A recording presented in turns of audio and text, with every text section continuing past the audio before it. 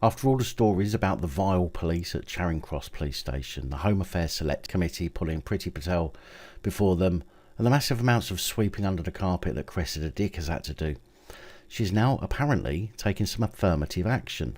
Dick is said to have written to 43,000 police constable and staff to say that the force's reputation had been battered by repeated cases of poor conduct and nasty and inappropriate behaviour, adding that prejudice, homophobia, racism and sexism would not be tolerated anymore.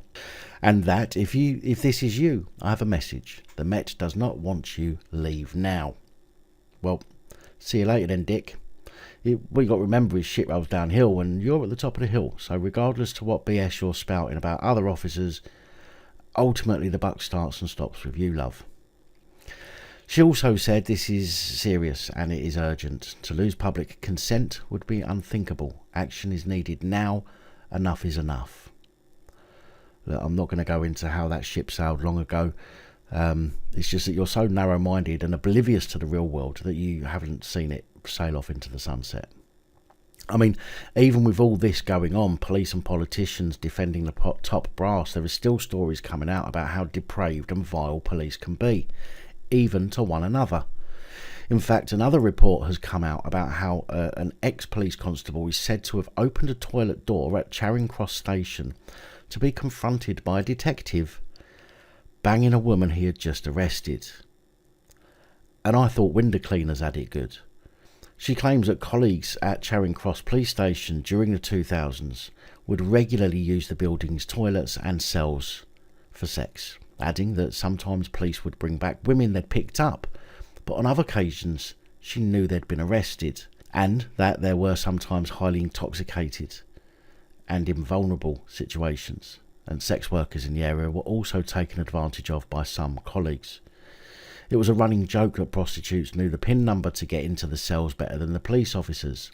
The security risk on that was appalling because the PIN wouldn't be changed that often, and this is a station where they take terrorist prisoners as well. The woman, who has called herself Sue to protect her family, which tells you all you need to know when a former cop is frightened by current cops enough to change her name for protection, decided to share her experiences after the investigation by the IOPC found a culture of bullying and harassment. The investigation, called Operation Houghton, was launched in March 2018 following allegations of an officer having sex with a drunk person in the police station. Sadiq Khan is also said to have put Cressida Dick on notice over the behaviour of her staff, allegedly saying that the return to the bad days of the Met of his childhood was unacceptable. Sue, the ex-police constable, described a total culture of dick-swinging and awful language, including from the sergeants in charge.